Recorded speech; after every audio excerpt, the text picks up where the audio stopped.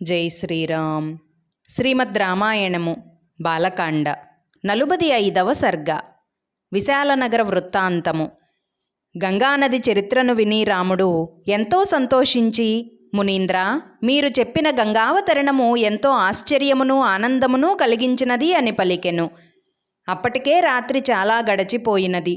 అందరూ నిద్రకు ఉపక్రమించిరి.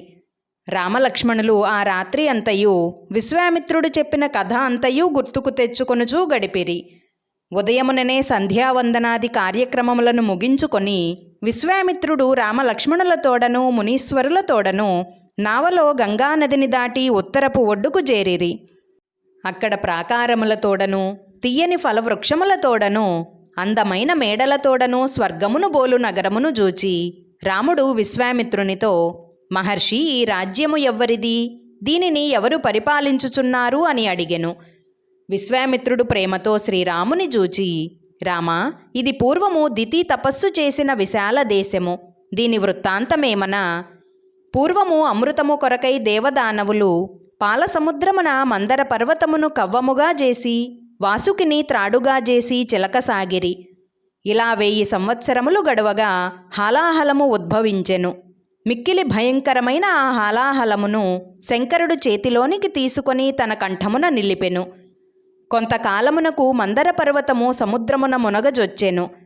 అప్పుడు దేవతలు ప్రార్థించగా విష్ణుమూర్తి తాబేలుగా నిలచి పర్వతమును మోసెను.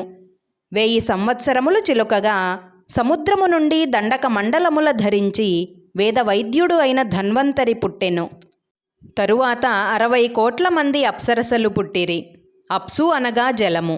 జలము నుండి ఉద్భవించిరిగావున అప్సరసలు అయిరి. వారితో పాటు వారి పరిచారికలు లెక్కకు మిక్కటముగా పుట్టిరి. దేవదానవులు ఎవ్వరూ వారిని స్వీకరింపకపోవుటచే వారు స్వేచ్ఛా విహారిణులు అయిరి. తరువాత వరుణుని కుమార్తె సుర వెలువడెను. దైత్యులు ఆ సురను స్వీకరింపలేదు. అందువలన వారు అసురులైరి. దేవతలు సురను స్వీకరించుట చేత సురలు అని పిలువబడిరి. తరువాత ఉచ్చైశ్రవము అనడి అశ్వము, కౌస్తుభము, చివరగా అమృతము ఉద్భవించెను. దేవదానవులు అమృతము కొరకై యుద్ధము చేయసాగిరి. మహావిష్ణువు మోహినీ మాయచే అమృతమును అపహరించెను. ఆయనను ఎదిరించిన రాక్షసులు చంపబడిరి. దేవేంద్రుడు దేవతలతో కలిసి అమృతమును పొంది సుఖముగా స్వర్గమును ఏలుచుండెను.